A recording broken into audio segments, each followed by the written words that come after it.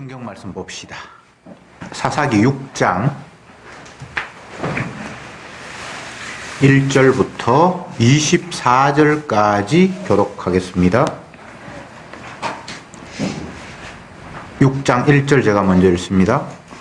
이스라엘 자손이 또 여호와의 목전에 악을 행하였으므로 여호와께서 7년 동안 그들을 미디안의 손에 붙이시니 미디안의 손에 이스라엘을 이기라. 이스라엘 자손이 미디안을 향하여 산에서 동과 굴과 산을 살기 위하여 만들었으며 이스라엘이 파종한 때면 미디안 사람, 아말렉 사람, 동방 사람이 치러 올라왔어. 신을 치고 바사의 푸를 포지 소산을 열하여 이스라엘 가운데 신을 남겨주지 아니하며 양이나 양도 남기지 아니하니 이는 그들이 그 짐승과 장막을 가지고 올라와서 메뚜기 떼같이 들어오니 그 사람과 약대가 무수함이라 그들이 그 땅에 들어와 멸하려 하니 이스라엘은 미디안을 인하여 언약함이 심하다. 이에 이스라엘 자손이 여호와께 부르짖으더라. 이스라엘 자손이 미디안을 인하여 여호와께 부르짖은고로 여호와께서 이스라엘 자손에게 한 선지자를 보내시나 그들에게 이스라엘 하나님 여호와의 말씀에 내가 너희를 애굽에서 인도하려며 너희를 그 종되었던 집에서 나오게 하여 애굽 사람의 손과 너희를 학대하는 모든 자의 손에서 너희를 건져내고 그들을 너희 앞에서 쫓아내고 그 땅을 너희에게 주었으며 내가 또 너희에게 이르기를 나는 너희 하나님 여호와니 너희가 아무리 사랑하여 이스라엘을 두고 말라 하였으나 너희가 내 목소리를 듣지 아니하였느니라 하시더라. 여호와의 사자가 아비에셀 사람 요아스에게 속한 오브라에 이르러 상수리 나무 아래 앉았느니라. 마침 요아스의 아들 기드온이 미디안 사람에게 알리지 아니하려 하여 밀을 포도주 털에서 타작하더니 여호와의 사자가 기드온에게 나타나기를 큰 용사이사 여호와께서 너와 계시겠으나 기드온이 그에게 대답하되 나의 주여 여호와께서 우리와 함께 계시면 어찌하여 이 모든 일이 우리에게 미쳤나이까? 또 우리 열조가 일찍 우리에게 이르기를 여호와께서 우리를 애굽에서 나오게 하신 것 같이 같은 것이 하신 것이 아니냐 한 그 모든 이적이 어디 있나이까? 이제 여호와께서 우리를 버리사 미디안의 손에 붙이셨나이다. 여호와께서 저를 돌아보고 가라사대 너는 이 힘을 의지하고 가서 이스라엘을 미디안의 손에서 구원하라.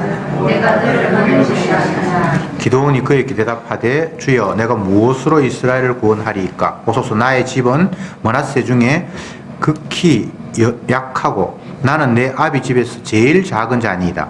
여호와께서 그에게 이르시되 내가 하나님 너와 함께하리니 내가 미디안 사람 시기를 한 사람을 치건하리라.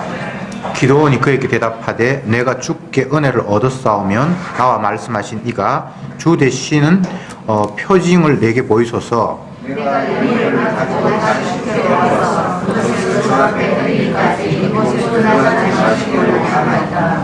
그러나 내가 돌아오게 할 기다리리라. 기드온이 가서 염소 새끼 하나를 준비하고 가루 한 에바로 무교전병을 만들고 고기를 소쿠리에 담고 국을 양푼에 담아서 상수리 나무 아래 그에게로 가져다가 드리매 하나님의 사자가 그에게 이르되 고기와 무교전병을 가서 이 상스에 두고 그의 목을 쏟아라. 기드온이 그대로 하니 여호와의 사자가 손에 잡은 지팡이 끝을 내밀어 고기와 무교전병에 대매 불이 반석에서 나와 고기와 무교전병을 살랐고 여호와의 사자는 떠나서 보이지 아니한지라. 기드온이 여호와의 사자를 보고 가는데 그 소리가 주 여호와여 내가 여호와의 사자를 향하여 보라나이다. 여호와께서 그에게 이르시되 너는 안심하라 두려워 말라 죽지 아니하리라 하시니라. 기드온이 여호와를 위하여 여기서 다시 않고 여호와의 사자를 하시더라. 그것이 지금까지 아비에셀 가정에 나타난 하나님이라. 아멘. 이제 오늘은 기드온 이야기로 시작이 됩니다. 제가 사사기 시작하면서 계속해서 말씀드렸는데 사사기는 패턴이 늘 똑같아요. 이스라엘 백성들이 악을 범했어요. 그래서 하나님께서 이방인을 들어서 이스라엘을 공격합니다. 그러면 견디다 도저히 못 견디면 하나님 앞에 부르짖습니다. 그러면 하나님이 사사를 보내주셔서 그들을 건집니다. 이 패턴이 계속해서 반복이 돼요. 이게 저와 여러분들의 모습이에요. 그렇게 두들겨 맞고 그 다음부터는 하나님의 품을 안 떠나고 잘 섬길 것 같이 생각이 들죠. 근데 안 그래요. 또 우리는 내 욕망을 쫓아서 나아가고 여호와 하나님을 나도 모르는 채 버리고 그렇게 살면 또 하나님이 우리를 벌하시고 그러면 또 하나님 앞에 부르짖고 또 구원자를 보내시고 계속 이렇게 반복이 되는데 오늘도 그렇게 시작이 되잖아요. 1절에 이스라엘 자손이 또 여호와의 목전에 악을 행하였으므로 여호와께서 7년 동안 그들을 미디안의 손에 붙이시니 미디안도 이스라엘 동쪽 편에 있는 한 나라인데 그들이 이스라엘 백성들에게 침략해 와서 괴롭히는 상황을 여기에 조금 상세하게 설명해 놓았습니다. 그들이 계속해서 찾아와서 괴롭히니까 이스라엘 백성들이 토굴을 파고 이스라엘은 땅이 푸석푸석해서 굴 파는 게 우리처럼 어려운 건 아니고요. 또 지형이 동굴 이런 지역이 많아서 그런데 사람이 살기도 하고 뭐 숨기도 하고 뭐 그렇게 합니다.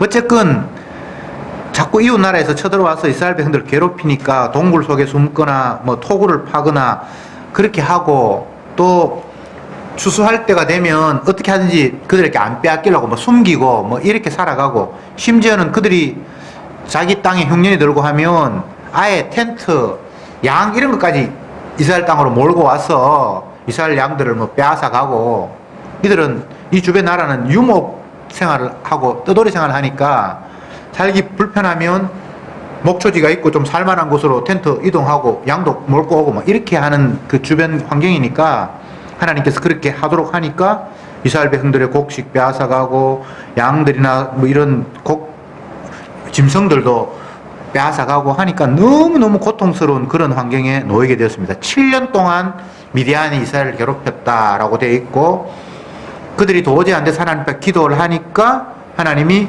선지자 한 사람, 사사 한 사람을 세우는데 그 세워진 사사가 이제 기드온입니다. 하나님이 기드온을 부를 때의 상황을 보면 기드온이 자꾸 미디안이나 이런 사람들이 침략해 와서 자기들의 곡식을 빼앗아 가니까 몰래 이제 곡식을 타작을 하는데 포도주 짜는 그 틀에 밀을 넣고 밀을 이제 추수를 했다라고 기록이 되어 있어요. 왜냐하면 속여야 되니까. 밀을 추수하는 거 알면 또 밀 싹 빼앗아가 버리니까 포도주 틀에서 몰래 밀을 이제 어떻게 하는지 정확하게 모르겠습니다만 그렇게 까고 있는데 여호와의 사자가 찾아와서 큰 용사여 여호와가 너와 함께 하신다. 네가 이 백성을 미디안의 손에서 구원시켜라. 이렇게 갑자기 주의 사자는 천사입니다. 천사가 찾아와서 이야기를 하니까 이 기드온이 깜짝 놀라서 나는 큰 용사도 아니고 내가 이 백성을 건질 만한 그런 자격도 없고 그것도 그렇지만 하나님이 어떻게 이럴 수가 있습니까? 우리 조상들의 이야기를 들어보면 우리를 애굽에서 인도에서 이곳까지 이끌었다라고 늘 이야기하는데 그 하나님이 지금 살아계시는 거 맞습니까? 살아계신다면 왜 우리가 이렇게 남의 나라의 손에 비참하게 살아야 됩니까? 내가 지금 포도주 틀에서 몰래 숨어서 이 추수하는 거 안 보입니까? 라면서 원망의 이야기를 하니까 주의 사자가 어쨌든 하나님께서 너를 세워서 미디안의 손에서 구원하게 하셨다.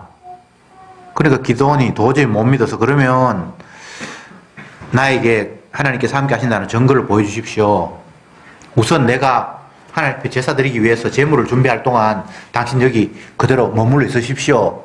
그렇게 해서 어린 염소를 잡고 뭐 그걸 고기를 소쿠리에 담고 국물하고 또 무교병을 만들어서 천사에게 찾아오니까 천사가 지팡이로 그 제물에 손을 대니까 불이 나서 그 제물을 확 태웠다라고 이야기가 나와 있고 그러니까 이 기드온이 깜짝 놀라서 진짜 하나님의 신이 우리와 함께 하시는갑다 싶어서 내가 여호와 하나님을 지금 목격한 게 아니냐? 그러면 나는 죽는데? 라고 벌벌 떨고 있으니까 아니다. 걱정하지 마라. 안 죽인다 하나님께서. 그렇게 해서 그 지역의 이름을 여호와 살롬 하나님의 평강, 여호와의 평강이다라고 그렇게 그 지역의 이름을 지었다. 이렇게 이제 오늘 읽은 본문의 내용입니다. 그동안 우리가 사사를 계속해서 살펴봤는데 오늘 나타난 기드온이라는 사사는 적들이 두려워서 포도주 틀에 숨어서 밀을 추수하는 그런 쫌생이 같은 그런 사람입니다. 근데 여호와의 사자가 나타나서 큰 용사여. 참 그런 이야기 들으면 부끄럽죠.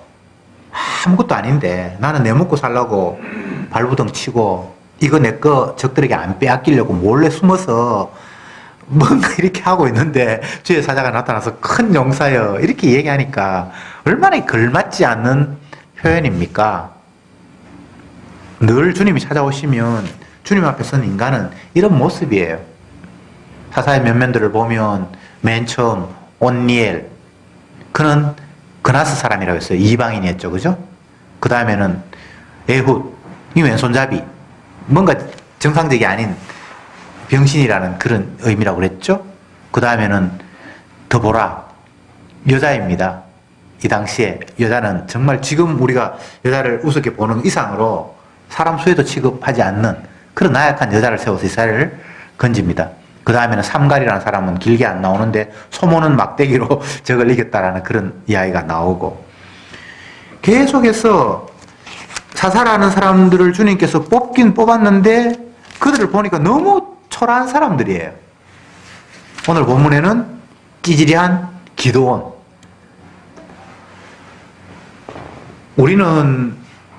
우리를 구원할 자라고 하면 대단한 사람, 우리보다는 훨씬 뛰어난 사람이 우리를 지도하고 이끌었으면 좋겠다는 생각을 갖죠.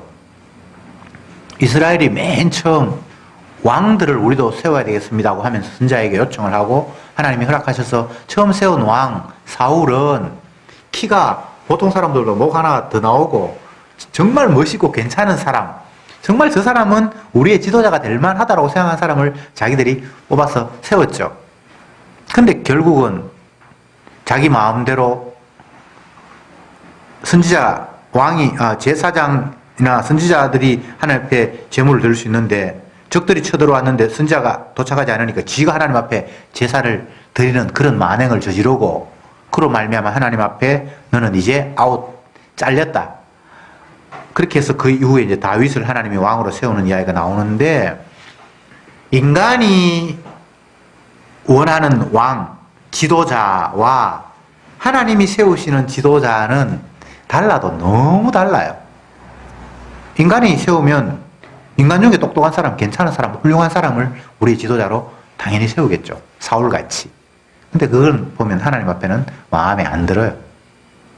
그리고 하나님이 직접 세우는 지도자는 인간이 볼 때 다 찌질이야. 멍청해. 바보 같아. 뭐 저게 우리의 지도자가 되겠어. 나중에 사사기 뒷부분에 가면 더 엄청난 사람들이, 기생의 아들, 뭐 동네 깡패 이런 사람들이 사사로 계속해서 부름을 받습니다.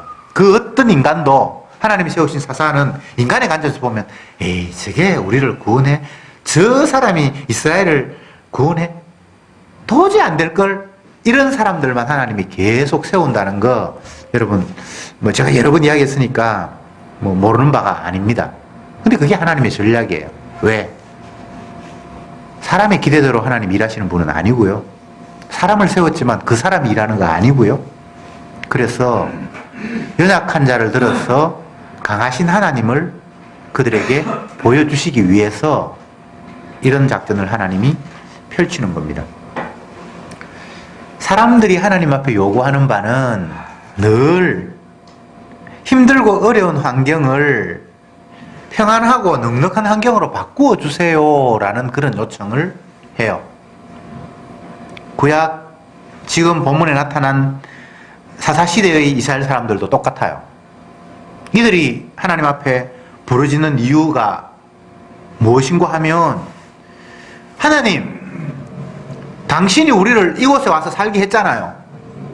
그리고 이곳에서 젖과 꿀이 흐른다고 말씀하시고 복 주신다고 이곳까지 인도해 왔는데 왜 이 땅에서 이렇게 적들이 찾아와서 곡식 빼앗고 짐승 빼앗고 먹을 거 없도록 만듭니까? 평안하게 살기 좋은 환경으로 바꿔주십시오. 그게 이스라엘 백성들의 요청이에요. 오늘날도 마찬가지입니다. 하나님 앞에 성도가 요청하는 내용은 다른 게 아니라 좀 좋은 환경으로 만들어 달라는 거예요. 지금 이 환경이 너무 열악하니까, 살기 힘드니까, 요런 아픈 요소, 가시적인 요소 좀 빼고, 결핍된 요런 요소 추가하셔서 좀 행복하게, 넉넉하게 잘 살게 해달라는 게 인간들의 요구예요. 그런데 주님은 우리를 환경을 바꾸시려고 하는 것이 아니라, 우리 자체를 바꾸시려고 해요. 우리의 생각을 바꾸시고, 인간 자체를 바꾸시려는 거예요. 우리는 내가 바뀔 마음은 별로 없고, 내 주변 환경, 내 살기 좋게 바꿔달라는 거예요. 아닙니까? 성경은 그렇게 이야기하고 있어요. 여러분들이 동의하든 말든 성경은 그렇게 이야기하고 있어요. 이스라엘 백성들이 왜 지금 하나님 앞에 부르짖죠? 살기 힘드니까. 주님이 보내셔서 왔는 곳이잖아요. 여기가 자기들이 오려고 해서 찾아간 건 아니고 하나님의 뜻에 의해서 이곳에 왔는데 왜 이곳에 온 이 환경이 이렇게 척박하냐는 거예요. 농사 안 짓고 게으름 피워서 먹을 거 없으면 그건 하나님 탓할 이유가 없는데 열심히 땀 흘려서 농사를 지었어요. 근데 내 입에 들어가려고 하는데 어느 순간 적들이 와서 자기 입에 집어넣어버린 거예요. 열심히 양을 키웠어요. 양 키우는 게 쉽습니까? 아니에요. 그 사막 지역에 이스라엘 지역은 대부분 사막 지역이고 오아시스 지역이 그렇게 많지를 않습니다. 물이 있고 풀이 있는 곳이 많지를 않아요. 대부분 모래밖에 없어요. 근데 그 양을 먹이기 위해서 풀 있는 곳을 끌고 가야 되죠. 그리고 양을 먹이고 젖을 짜고 정말 엄청나게 수고와 땀을 흘려야만 짐승을 키울 수 있는데 그렇게 열심히 키워놨는데 적들이 와서 가져가 버리고 미치고 환장하는 거예요. 오늘날로 이야기하면 야근하고 뭐 특근하고 새가 빠지기 이랬는데 회사에서 월급이 안 나와. 뭐 이런 거하고 똑같은 거예요. 그러면 여러분 부르짖지 않겠습니까? 부르짖는 내용은 방금 이야기했던 것처럼 좀 살만한 환경으로 바꿔주세요. 나는 그냥 가만히 있고 내 주변의 환경이 너무 열악하니까 이 환경 좀 좋은 환경으로 바꾸어 주십시오라는 게 인간의 요구란 말이죠. 그런데 주님은 열악한 환경을 통해서 환경 좋게 바꾸려고 하는 것이 아니라 네가 좀 바뀌어라. 네 지금 생각 고쳐야 된다라고 계속해서 우리의 변화를 요구하시고 사람은 환경 바꿔달라 그러고 하나님은 네가 바뀌어라 그러고 이 싸움이 계속해서 반복되는 거예요. 오늘날 저와 여러분들이 사는 이 환경 속에서 주님과 우리가 그런 기싸움을 하고 있어요. 주님, 왜 이렇게 환경이 이렇게 척박합니까? 환경이 어땠어? 네가 지금 바뀌어야 된다. 네가 생각을 지금 바꿔야 된다. 네가 지금 엉뚱한 곳에 마음을 두고 있잖아. 무엇에 엉뚱한 곳에 마음을 두고 있습니까? 너의 본향은 하늘나라인데 너는 나그네는 이 땅에서 마치 주인인 것처럼 자꾸 사니까 자꾸 땅을 탓하지. 하나님의 아들이 이 땅에 오셨을 때는 머리 둘 것도 없었어. 근데 그것이 전혀 문제가 되지 않았어. 본향이 따로 있기 때문에. 잠시 있다가 떠나버릴 이 세상에 뭐 평안하고 좋고 그런 걸 생각한 적이 없어. 근데 왜 너희들은 그렇게 생각하지? 이렇게 주님께서 묻고 있는 거예요. 여러분, 어떤 환경이 좋습니까? 이 땅에서 좋은 환경을 꿈꾸는 그 자체가 주님의 마음하고는 전혀 안 맞는 거예요. 제가 자주 이야기하지만 또 반복해서 이야기합시다. 이게 제일 쉬운 표현이에요. 예수님을 퇴학시킨 세상이라는 학교에서 여러분들은 모범생이 되기를 원하고 있잖아요. 남들로부터 진짜 훌륭한 학생이다. 이 세상에서 칭찬 듣고 돈 잘 벌고 명예를 얻고. 근데 정작 주님은 퇴출당했거든요. 그러니까 이게 생각이 바뀌지 않으면 여러분들이 억지로 이 세상에서 땡깡 부리고 엉터리 하라는 이야기가 아니라 정말 여러분의 본향이 하늘나라고 내가 이 땅의 사람이 아니라면 하늘나라의 규칙을 생각하면서 주님의 은혜를 생각하면 자연스럽게 이 세상이라는 학교 속에서 예수님처럼 왕따당할 수밖에 없어요. 근데 우리는 어떻게 하든 이 환경 속에서 모범생으로 칭찬받으면서 살기를 기대하고 있는 거예요. 그러니까 자꾸 이 환경에서 좋게 해달라고. 주님, 나도 장학금 좀 받았으면 좋겠습니다. 이 예수님을 퇴출시킨 학교에서 장학금 받아가지고 뭐 하겠다고 지금 그 생각이 이렇게 엉터리 없이 어긋나고 있다는 것을 말씀을 통해서 우리에게 지적하고 있는 거예요. 주님은 퇴출당했는데 우리는 여기서 환영받고, 그럼 주님하고 우리하고 지금 뭔가 전혀 다른 길을 걷고 있는 거잖아요. 우리 보고 퇴출당하라고 말하지는 않아요. 근데 하늘나라를 사모하다 보면 이 세상에서 미움 받을 수밖에 없도록 구조되어 있어요. 이스라엘 백성들 가운데 사사들, 선지자들, 주님의 뜻을 대변하는 사람들은 이스라엘 백성들 가운데도 왕따가 돼요. 뺨 맞고 에레미야, 이사야, 에스겔 이런 사람들 보면 그들이 왕따가 되고 뺨을 맞고 싶어서 맞는 게 아니라 추구하고 생각하는 바가 이 땅이 아니기 때문에 땅에 관심을 갖는 사람으로부터 그런 수모를 당하는 거예요. 예수님이 일부러 어긋난 행동을 하는 것이 아니라 이 땅에 관심이 아니라 하늘나라의 아버지 뜻에 관심을 가지며 살아가다 보니까 이 땅에 관심이 있는 사람으로부터 린치를 당하는 거예요. 근데 우리는 그런 구도를 생각하지 않고 하늘나라 갈 날은 아직은 좀 남았고 육을 가지고 있는 이상은 이 땅에 살아야 되는데 이 땅에 산다면 좀 편안하고 넉넉하고 안전하게 살았으면 좋겠다. 이게 우리의 바람이잖아요. 그게 우리의 기도의 이유잖아요. 기도하는 이유가 힘드니까 좀 편안하게 해달라고 기도하잖아요. 그러니까 주님 답답한 거예요. 야, 이놈은 네가 바뀌어야 돼. 네가 환경 바꿔서 될 문제가 아니야. 네가 지금 땅에 자꾸 관심을 두고 있잖아. 잠시 있다 사라져버릴 땅, 내가 심판하려고 지금 베르고 있는 이 땅에서 네가 자꾸 정착하고 살려고 하니까 답이 없어. 이 세상의 영광이라는 건 잠시 있다 사라져버릴 것들이야. 주님 그거 나 아는데요. 그래도 내가 볼 때 잠시는 아닌데요. 잠시가 아니야. 모르겠어요. 이제 우리 어머님처럼 이제 90 넘게 사신 분은 지난 일을 잠시라고 생각할지 모르지만 아직 살 날이 많은 사람은 잠시가 아니라 아직 지금 한참 남은 것 같아. 그러니까 주님 조금 약간만 환경을 개선해 주시면 적들이 쳐들어와서 내 거 빼앗아 가는 이런 환경 말고 그래도 내가 땀 흘렸는 거 내 입으로 그래도 어느 정도 들어갈 수 있도록 허락해 주십시오. 이게 우리들의 요구란 말이죠. 시편에 우리가 잘 아는 대로 다윗의 기도 가운데 내 손이 수고한 대로 먹으며 이런 표현이 있어요. 내 손이 수고한 대로 먹으며, 손이 수고해서 그 결과를 내가 먹는 게 엄청난 은혜예요. 여러분 당연한 것이 당연하잖아, 그죠? 내가 1시간 일해서 1시간 기본 임금 받는 건 나는 당연하잖아요. 근데 시편에 보면 내 손이 수고한 대로 먹으며를 복으로 규정하고 있어요. 그거 하나님 은혜 아니면 그거 내한테 안 돌아오는 거예요. 근데 우리는 그렇게 생각하지 않잖아요. 내가 열을 노동을 냈으면 열은 당연히 나에게 와야 되고 하나님 플러스 해가지고 한 보너스로 2개 정도, 더 12개 정도 주시면 좋겠습니다 하는 게 우리의 마음이잖아요. 근데 내가 열을 일했는데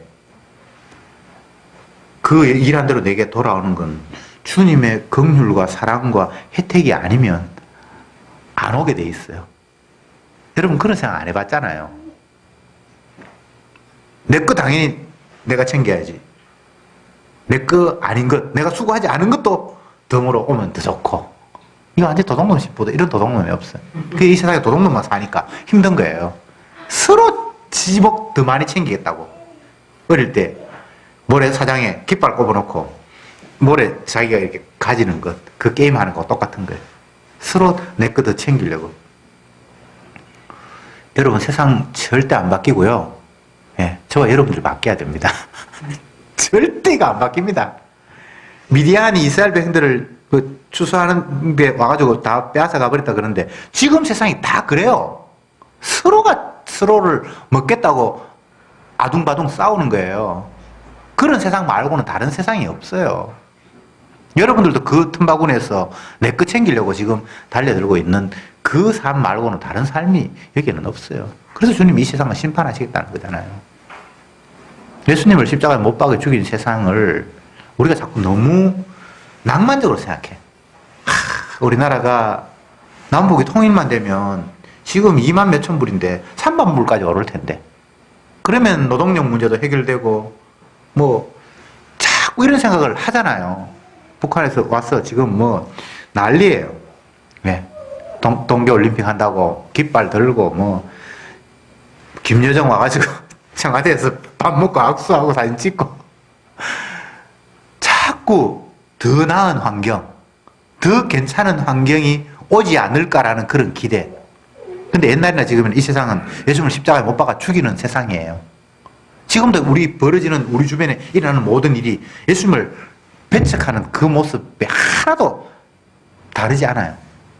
우리가 세상을 보면서 그런 안목을 가져야 되는데, 그런 안목보다는 아이고 저 지도자보다는 이 지도자가 되면 조금 살만할 텐데라는 이런 계속 희망을 가지는 거예요. 우리 아들이 어떻게 좀 잘 취직하면 더 나을 텐데, 뭐 결혼해서 뭐 계속해서 뭔가 자꾸 지금 현재 이 상태보다는 조금만 변화되면 더 좋아질 텐데라는 이런 기대를 끝없이 갖고 있는 거예요. 여러분, 세상은 변하지 않습니다. 이미 확정됐어요. 하나님의 아들을 못 박아 죽인 세상. 우리는 이 세상을 보면서 그걸 그냥 확인하는 거예요. 이렇구나 이렇게 악하고 나라고 그냥 확인하는 거예요. 직장을 가든 사람을 만나든 전부 자기 공로, 자기 노력, 나 잘했습니다, 나 정당해 주세요, 나 이렇게 훌륭한 사람입니다라고 지가 하나님이 되어서 뽐내는 그 모습만 우리는 지금 목격하고 있는 거예요.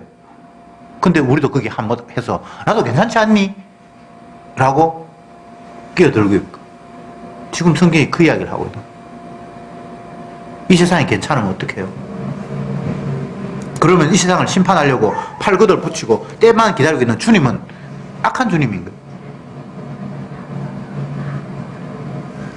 예수님이 이런 말씀을 하셨습니다. 무덤 속에 있는 자들도 주님이 부르실 때가 온다. 무덤 속에 있는 사람도 주님이 불러낸대요. 왜 불러냅니까? 심판하려고. 네가 진짜 제대로 된 삶을 살았는지, 심판을 해서 지옥을 보낼 것인지 천국을 보낼 것인지, 꿈에 무덤에 잠자는 자들도 불러서 하나님께서 나눌 날이 온다는 거예요. 이 세상은 골치 아프고 힘들면 죽으면 끝난다고 생각하고 스스로 목숨을 끊어버려요. 죽은 사람을 향해서 단죄하는 그는 세상에는 없어요. 죽어버리면 이제 공소시효고 뭐고 다 끝나버린 거예요. 근데 주님은 얼마나 무서운지 무덤 속에 있는 사람까지 끄집어내서 판결하시는 분이에요. 그러니까 세상은 나의 태어남, 탄생으로부터 모든 게 시작하잖아요. 기준이. 근데 주님은 내 탄생 이전부터 이야기를 끌고 가버리는 거예요. 나의 탄생으로부터 출발한 사람은 나의 죽음으로 모든 게 끝난다고 생각하죠. 근데 주님은 죽음 이후까지를 이야기를 해버려요.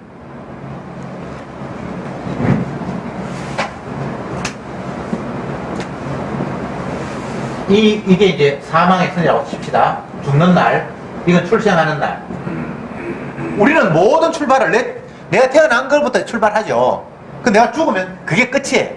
근데 주님은 내 출생 전부터 만세 전에, 그리고 무덤 속에 잠자는 자까지 끄집어내는 범위가 이렇게 가요. 성경에 그렇게 돼 있잖아요. 네가 선이나 악이나 무엇을 하기도 전에 이미 내가 너를 사랑하였다. 근데 우리의 생각은 내가 태어나서 사랑받을 짓을 해야 사랑을 받는다고 생각하잖아요. 그게 엉터리예요. 그리고 죽으면 이제 끝이지 뭐. 아이고 뭐 모든 거 안 보고 막 잘됐다. 근데 죽음이 끝이 아니에요. 얼마나 무서운지 몰라요. 주님이 끝까지 우리를 갈바대시는 거예요. 피할 수가 없어요. 세상은 안 보이면 그만이고, 공간으로 떨어졌으면 그만이고, 시간적으로 맞닥뜨리지 않으면 안 볼 수도 있어요. 근데 주님은 우리가 피할 방법이 없어요. 죽어도 무덤까지 따라와서 우리를 심판하시겠다고 말씀하시는 분이니까. 자, 제가 지금 사사기 6장 앞부분을 보면서 인간들은 하나님 앞에 부르짖고 외치면서도 그 하나님을 찾는 이유가 내가 사는 이 환경 좀 더 살만한 환경으로 바꾸어 주십시오라고 하나님 앞에 부르짖고 있는데, 주님은 이 세상은 안 변한다. 네가 바뀌어야 된다. 라고 요구하고 계신다라고 지금 제가 말씀을 드렸습니다. 하나님 앞에 부름받은, 사사로 부름받은 기드온이 여호와의 사자가 찾아와서 큰 용사여, 네가 이 백성을 미디안의 억압에서 건져내라, 이렇게 말씀을 하셨어요. 근데 기드온이 생각이 바뀌지 않으면 그 일을 못해요. 기드온이 뭐라고 이야기합니까? 당장 반발하죠. 여호와의 사자? 아니, 하나님이 살아계신다면 어떻게 이 나라를 이렇게 버려도 분수가 있지, 이 꼴을 알지 이 모양으로 만들 수 있습니까? 뭐 옛날에는 애굽에서 우리를 뭐 끄집어냈다 그러는데 그 하나님 살아계시면 지금 좀 우리에게 좀 살아계신다는 증거를 좀 보여주세요. 어떻게 이럴 수가 있습니까? 라고 화가 나고 분노가 지금 치밀고 있죠. 그런데 주님이 계속해서 기도원을 바꾸기 시작을 합니다. 하나님이 살아계심을 증거로 보여주십시오.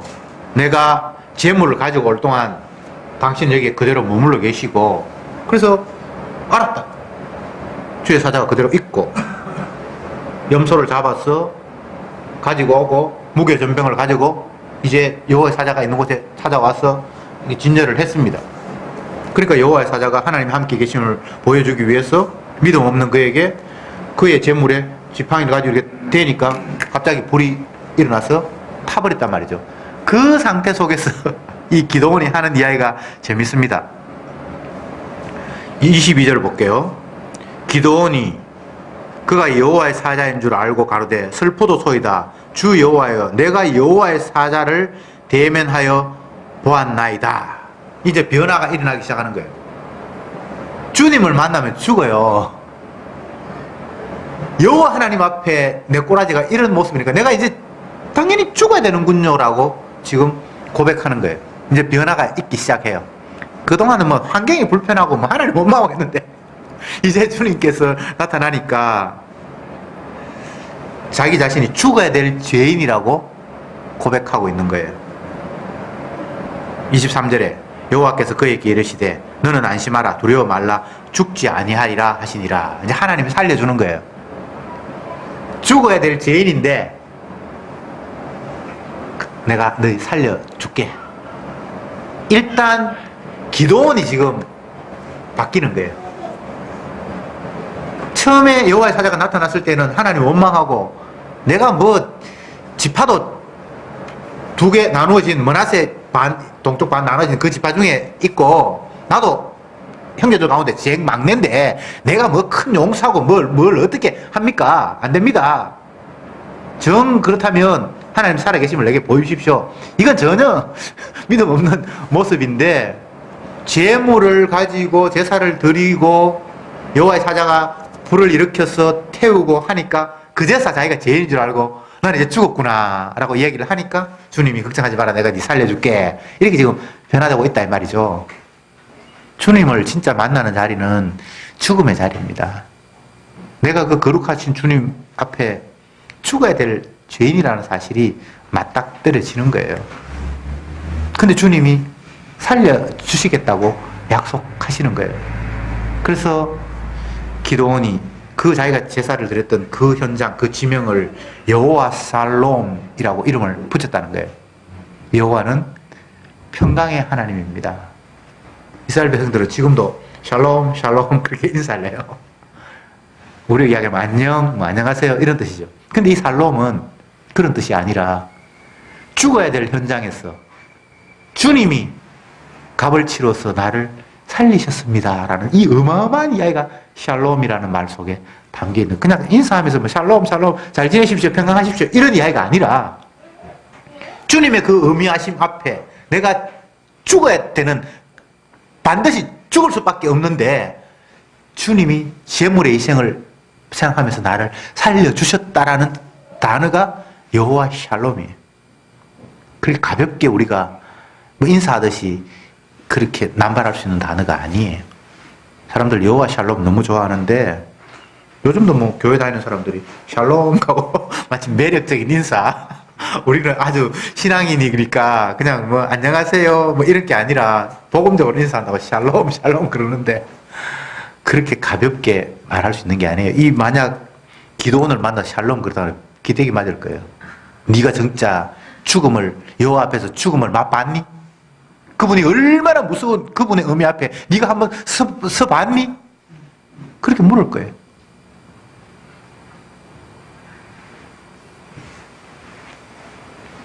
참, 이 말씀들을 보면 도대체 우리가 얼마나 하나님을 모르고 천지사방 분간 못하고 깨춤추는 그런 철없는 아이들이에요.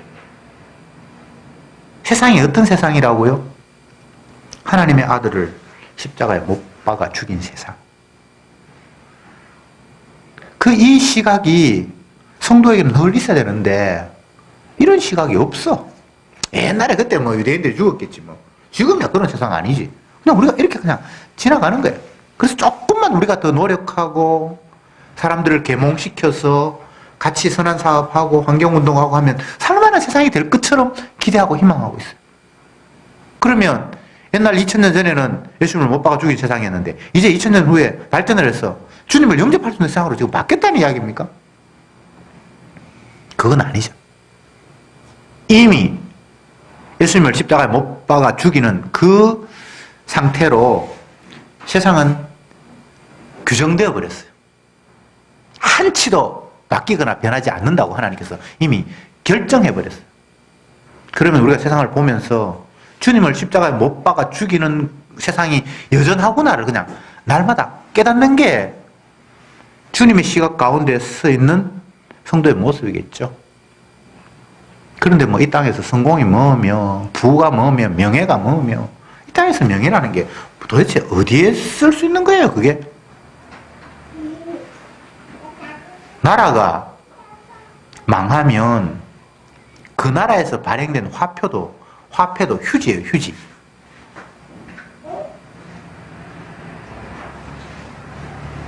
나라가 망하면 그 나라의 왕도 아무것도 아니에요.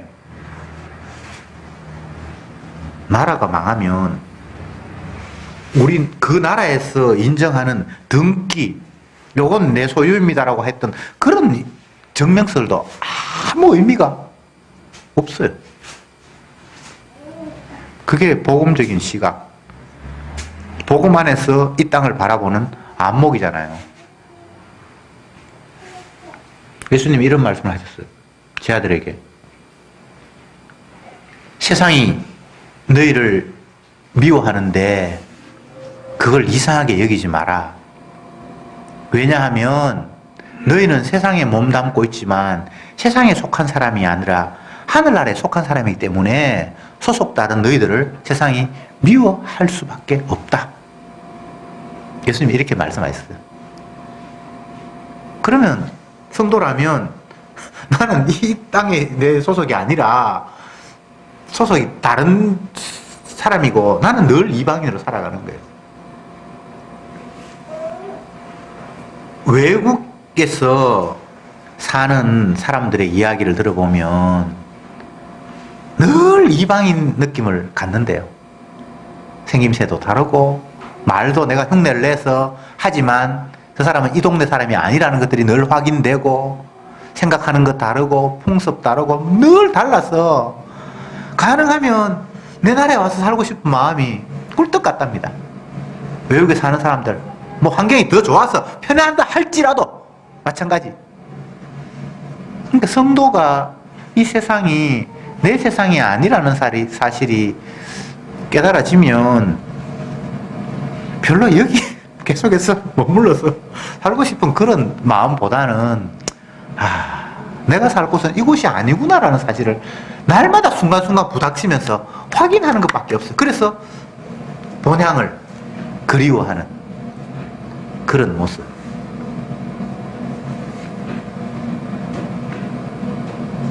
예수님께서 구약에 하나님께서 아브라함에게 네 고향 친척 본토 아비 집을 떠나 내가 지시하는 곳으로 가라. 그렇게 해서 갈대아 우르에서 떠나서 가나안 땅으로 옮겨가잖아요.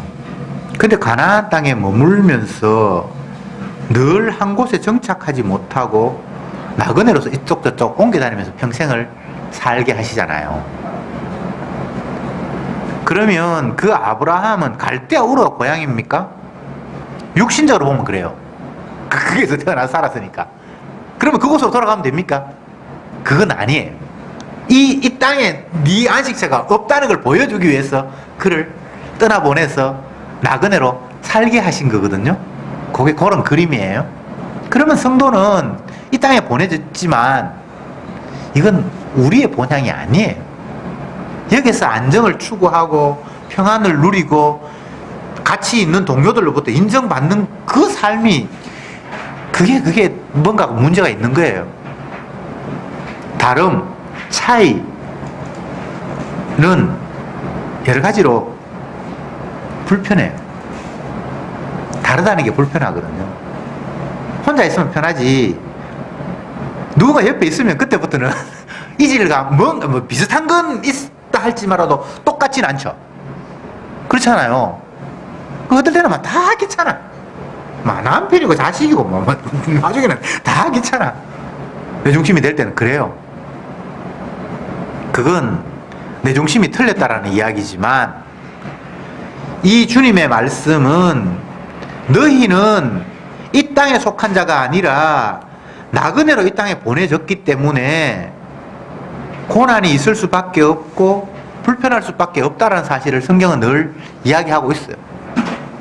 그런데 우리는 그 사실을 너무 싹 빼고 어떻게 하면 내가 이 땅에서 잘 살지? 어떻게 하면 이 환경에서 내가 평안을 누리지? 계속 이 생각만 하니까 생각을 깊이 하면 할수록 점점 더 답이 없는 거예요. 내가 바뀌어야 되는데 환경 바뀌기만을 계속 꿈꾸는 거예요. 우리가 살 곳이 아닌데 여기가, 나는 여기가 나그네인데 자꾸 이게 내 땅인 것처럼 내 고향인 것처럼 착각을 하고 사니까 이게 도대체 뭐 어떻게 되는 거예요? 이스라엘 백성들이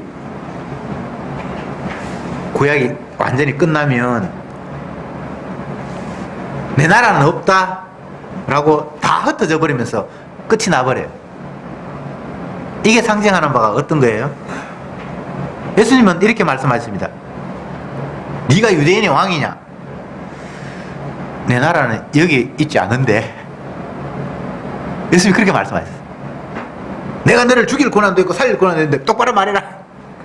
아버지가 권한을 주시지 않으면 아무도 권한 행사할 수 없는데 전혀 이 땅의 룰과 상관이 없는 하늘나라의 규칙을 이야기하시고 본인은 이 땅의 왕이 아니라 만왕의 왕이에요. 완전히 지금 뭔가가 토대가 다른 거예요. 그런데 어리석은 제자들은 이 땅 말고 다른 게 자기에게는 보이지도 않고 말은 하늘나라 꿈꾼다 그러지만 사실은 이 땅이 천국으로 하기를 결핍 없고 고통 없고 아픔 없는 환경으로 지금 이곳이 바뀌기를 꿈꾸고 있는 거예요. 마치 애굽에 살던 이스라엘 백성들이, 애굽에서 종살이하던 이스라엘 백성들이 떠나는 것이 아니라 이 애굽이라는 환경이 더 이상 자기들을 억압하지 않고 자유를 누리면서 그곳에 그냥 살고 싶은 것과 똑같은 거예요. 모든 인간들은 그런 마음을 가지고 있어요.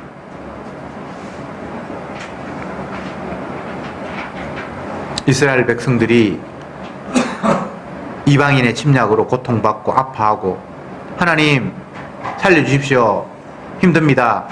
그래서 구원자를 보내고 그래서 그 어려움이 잠시 해소되면 또 여호와 하나님을 떠나서 죄악으로 가고 이게 왜 그럴 것 같아요? 이 세상 환경에서 살겠다라는 생각을 가지고 있으니까 계속 그게 뺑뺑이 그렇게 돌 수밖에 없어요. 그러면 주님이 구원자를 보냈으면 계속 보내주면 되지 않습니까? 주님이 구원자를 보낸다는 건 환경 바뀌는 것을 목적으로 하는 것이 아니라 너희들은 이곳에서 떠나야 한다는 걸 보여주는 차원에서 주님이 사사를 보내는 거예요. 구원자를 보내는 거예요. 구원자는 어려운 환경을 좋은 환경으로 바꾸는 것이 아니라 탈출시키는 거예요. 출애굽, 세상이라는 환경으로부터 건져내는 것이 구원자예요. 근데 이 사사를 보내면 표면적으로는 사사가 그 땅에 사니까 건진다는 생각을 자꾸 못하는 거예요. 조금 나은 환경이 되었네, 이제 더 이상 그들이 우리 애를 쳐들어오지 않으니까 살기 좋네라고 퍼지니까 또 여호와 하나님을 버리는 그 상태가 계속해서 반복되는 거예요. 오늘날 성도들이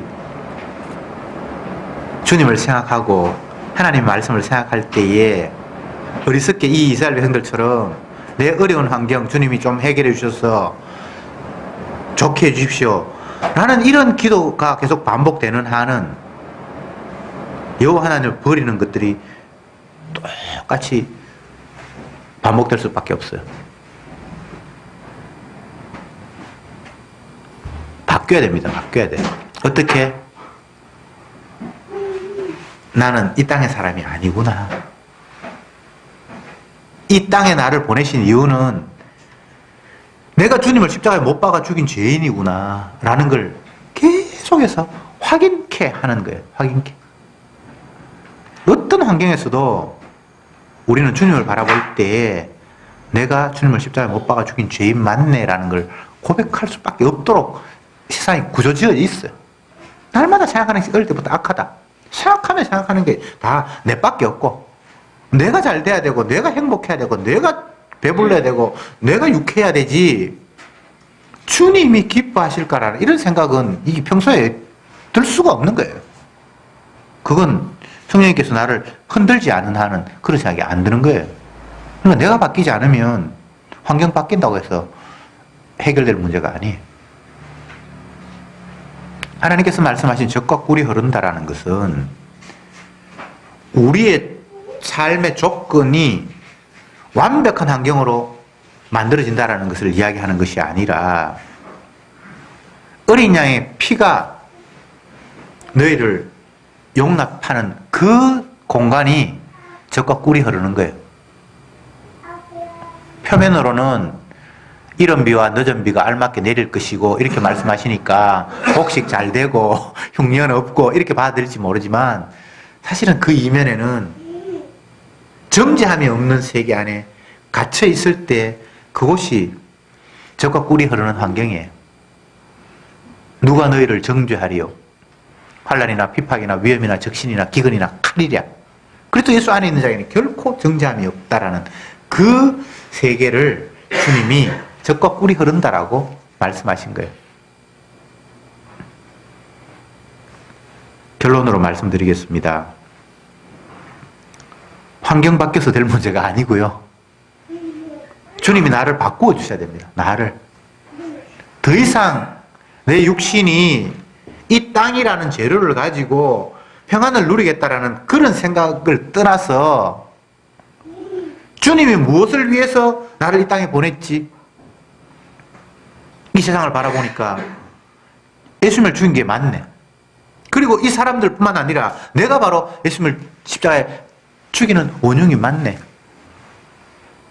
이런 내 죄를 위해서 예수님이 대신 내 죄를 담당하시고 십자가에 피를 흘리셨네. 그걸 통해서 나를 용납하시는 분이 주님이시네 라는 곳에 관심이 갈 때에 그는 이미 정죄함이 없는 세계에서 내가 부족함이 없으리로다. 주의 지팡이가 막대가 나를 안위하시는군요 라는 그런 고백이 나오는 순간이에요. 환경 바뀌는 게 아닙니다. 내가 바뀌어서. 주님은 바뀌는 분이 아니죠. 근데 내가 계속해서 엉뚱한 꿈을 꾸고 있으니까 답답하고 화가 나고 불평하고 원망을 하는데 오늘 기도원의 이 모습처럼 주님의 그 엄위하심 앞에 내가 드러나니까 나는 죽어야 될 죄인이군요. 여호와의 영광을 내가 봐서 나는 죽어야 될 사람이군요. 라는 이 고백. 그럴 때 주님이 안심해라. 내가 너를 살린다. 여호와 샬롬이죠. 그죠? 이런 은혜가 있는 거예요. 지켜주어서 평강이 아니고요. 어려움이 없어서 평강이 아니고요. 주님의 거룩하심 앞에 내가 딱 맞닥뜨리니까 내가 죽어야 할 죄인이라는 것이 폭로가 되고 그 죽음의 자리에 예수님이 대신 들어가서 우리를 살릴 때 그게 여호와의 샬롬이 된다는 사실. 이게 결국 십자가 이야기하는 거예요. 십자가의 원리. 주님의 대신 피 흘리심의 원리를 이야기하는 거예요. 사사가 다른 사람이 아니에요. 예수님의 모습을 보여주는 거죠. 그러니까 제가 여러 번 반복합니다만 환경 바꾸려고 여러분 애쓰지 마세요. 그 환경 바뀌어도 여전히 예수님 십자가 못 박아 죽인 환경입니다. 날마다 내가 새롭게 내 중심, 내가 평안을 꿈꾸던 내가 바뀌어서 주님을 바라보고 그분이 무엇을 하셨는지 바라보고 그분이 원하시는 바가 무엇인지를 바라보고 궁극적으로는 내가 죽어야 할 죄인이고 이런 죽음의 자리에 예수님이 대신 들어갔다는 사실까지를 깨닫는다면 그는 여호와의 평강, 여호와의 샬롬 안에 있는 사람입니다. 기도합시다. 주님, 감사합니다. 끝없이 욕망을 피워내고 심지어 주님을 향해서도 내 욕망 채워달라고 달려드는 완악한 죄인이 바로 저희들입니다. 진작 주님이 우리에게 말씀하신 바는 너희의 본향은 이곳이 아니라 하늘나라다라고 일러주셨고 그럼에도 불구하고 우리를 이 땅에 두신 이유가 우리가 얼마나 완악한 죄인이며 이 세상이 예수님을 십자가에 못 박아 죽인 세상이라는 것을 확인하라고 우리도 똑같은 그런 사람이라고 그런데 이런 우리를 위해서 예수님이 죄를 대신해서 피 흘려 우리를 용납했다라는 사실을 확인시키려고 우리를 이 땅에 두셨는데 우리는 내 죄인이라는 사실을 확인하고 나를 위해 대신 피 흘리신 주님의 은혜를 확인하는 것이 아니라 계속 나은 환경, 편안한 환경을 꿈꾸며 살아왔습니다. 이 어리석은 종을 용서해 주옵시고 우리를 날마다 주님의 말씀 안으로 집어넣어서 또 바꾸고 또 바꾸고 또 바꾸고 온전히 주님만 바라볼 수 있는 자로 이끌어 주옵소서. 예수님의 이름으로 기도드리옵나이다. 아멘.